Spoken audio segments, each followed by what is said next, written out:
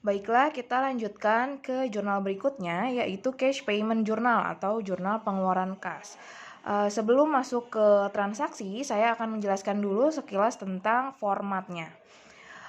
Kalau misalnya dilihat secara umum, formatnya ini sebetulnya sama cash receipt jurnal yang kemarin. Hanya sedikit berbeda di bagian debit dan kreditnya. Untuk di cash payment ini, yang ada di sisi debit itu adalah account payable atau utang dagang. Sedangkan akun yang ada di sisi kredit yaitu adalah Bank BNI atau kas. Nah, selebihnya sama ya, tetap ada date, dokumen number, description, lalu ada kolom other di kedua sisinya.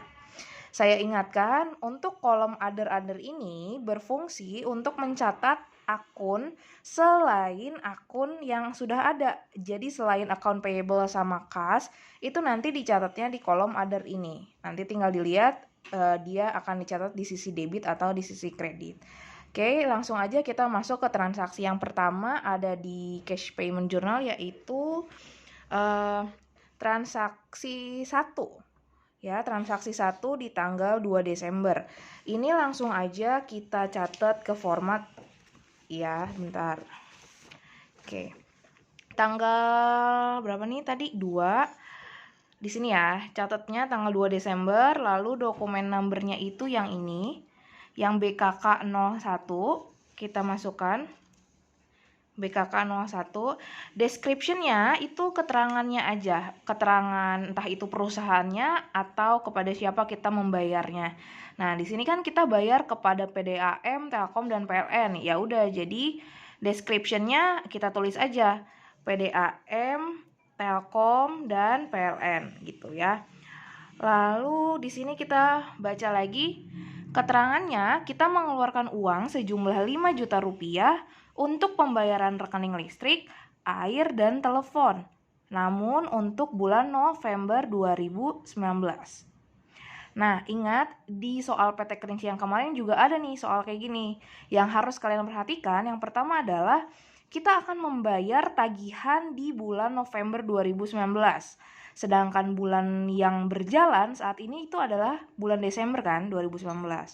Kemarin saya udah pernah bilang, kalau ada transaksi yang terjadi di bulan sebelum bulan berjalan, yaitu berarti November, Oktober, September, seterusnya, maka dia akan dicatat sebagai hutang, ya kan? Karena kan logikanya kita punya tagihan bulan November nih, tapi baru kamu bayar di bulan Desember. Nah, itu kan berarti kita harus bayar utang, kayak gitu. Utang apa? Utang listrik, telepon, dan air gitu. Berarti kalau misalnya kita buat jurnalnya, itu sebenarnya seperti ini.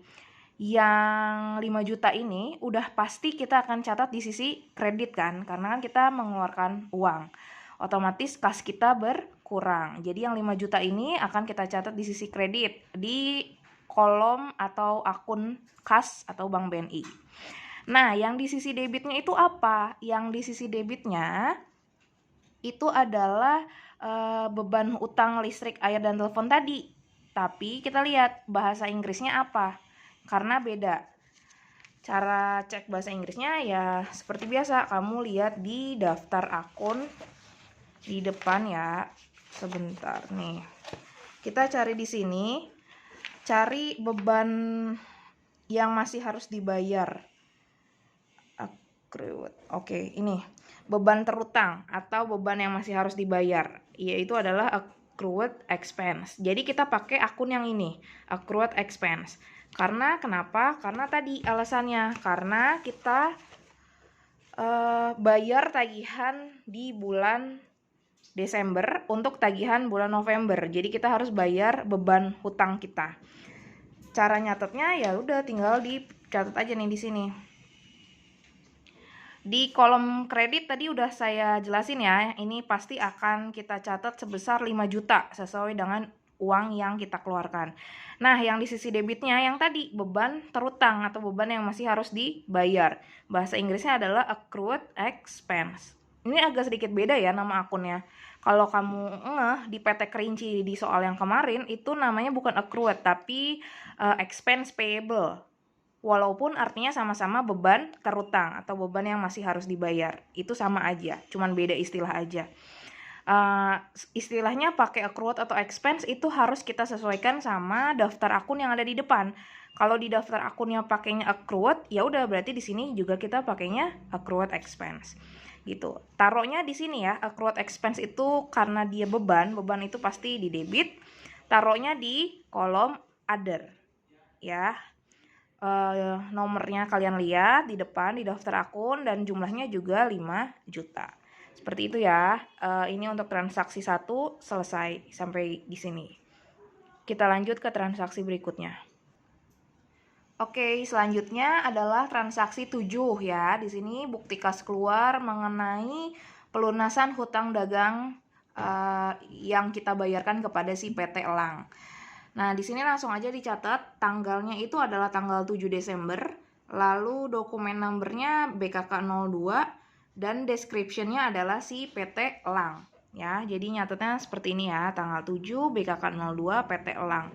Lalu kita baca transaksinya. Di sini kita mengeluarkan uang sejumlah 297 juta rupiah kepada PT Elang atas pelunasan hutang dagang dengan faktur sekian tanggal 26 November. Terminnya 3/10 N/30.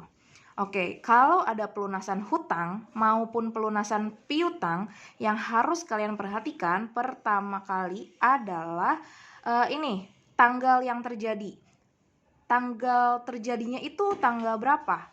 Di sini kan tanggal 26 November 2019, ya kan? Berarti ini tanggal di bulan November sebelum bulan berjalan. Makanya kita harus cek ke informasi yang ada di depan. Kayak soal yang kemarin. Kita cek dulu nih ke depan. Tanggal 26 ya ke PT Elang. Oke, yang ini nih ya. PT Elang nomor fakturnya benar sama kayak tadi di soal, tanggalnya tanggal 26 November 2019 dengan termin 3/10 N/30. Nah, total hutang kita itu adalah segini kan tadi 297 juta rupiah. Kita lihat ya, tanggal terjadi transaksi itu tanggal 26 November. Sedangkan kita melunasinya itu tanggal 7 Desember. Berarti yang pertama kali harus dihitung adalah dari tanggal 26 ke tanggal 7 itu berapa hari?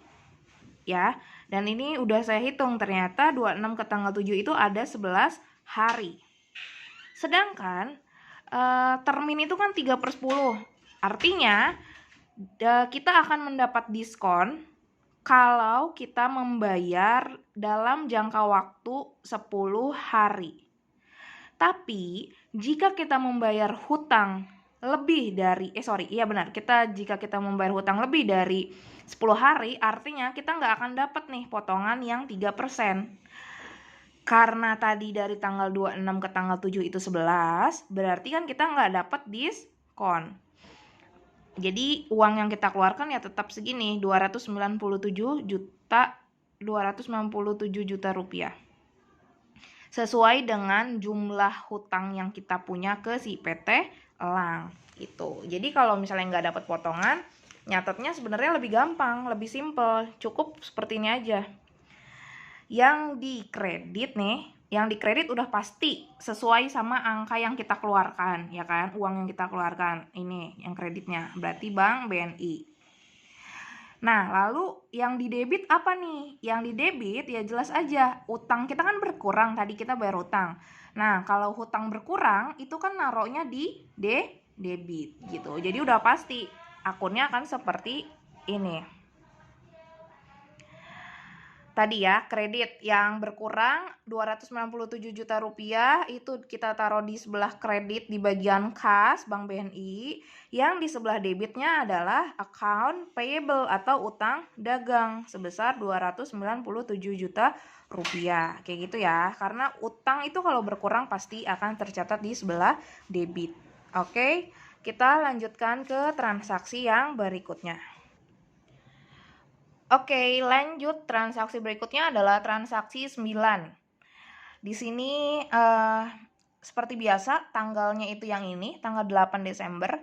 Lalu nomor dokumennya itu adalah yang ini ya, BKK03. Nah, kita baca transaksinya. Kita bayar kepada Mega Motor dengan nominal 25 juta rupiah. Keterangannya, pembelian 1 unit motor Yamaha. Oke, berarti di transaksi yang ini, kita itu beli motor nih kepada si Mega Motor Yamaha dengan harga 25 juta rupiah. Paham ya sampai sini? Kita beli motor, udah itu doang transaksinya. Sekarang tinggal bagaimana pencatatannya. Nah, sebenarnya ini udah saya tulis nih. 25 juta ini akan secara otomatis kita catat di sisi kredit atau di akun bank BNI ya, karena kas keluar, kas kita kan berkurang ya, otomatis ini uang kas yang kita keluarin ya sejumlah 25 juta ini ya. Lalu yang di debit apa? Ya jelas kita beli apa? Beli motor kan, berarti kendaraan itu bertambah ya. Jadi yang di sisi debit itu adalah akun kendaraan ya. Oke, cara nyatetnya simple aja. Seperti ini nih, tanggal 8 BKK03, description-nya pembelian kendaraan ya, ini aja. Kenapa nggak Mega Motor? Sebenarnya boleh aja Mega Motor, atau mau pembelian motor, pembelian kendaraan juga nggak apa-apa sih, sama aja. Cuman ya diikutin aja, lebih enak kalau transaksi yang kayak gini ditulis sama keterangannya dia transaksi apa gitu. Jadi tulis aja pembelian kendaraan. Lalu tadi yang bertambah itu kan adalah kendaraan ya. Kendaraan itu bahasa Inggrisnya adalah vehicle. Vehicle, kalau nggak tahu cari di daftar akun yang di depan. Ini nomornya juga. Jumlahnya atau amount-nya adalah 25 juta rupiah. Dan yang dikredit sudah pasti otomatis adalah Bank BNI ya, karena kas kita berkurang sebesar 25 juta rupiah. Sudah selesai untuk transaksi berapa tadi? 9 gitu. Untuk transaksi berikutnya saya sambung di video yang berbeda ya. Dan juga kalau misalnya saya ngomongnya kecepatan, kalian pause dan kalian ulang aja terus ya. Karena kalau saya ngomongnya terlalu pelan, nanti videonya akan panjang banget gitu ya. Jadi kalian pause aja biar lebih jelas. Dan resolusinya juga dibagusin ya video YouTube-nya, jangan yang 144. Nanti renyek gambar dan angka-angkanya. Oke, sampai bertemu di video berikutnya.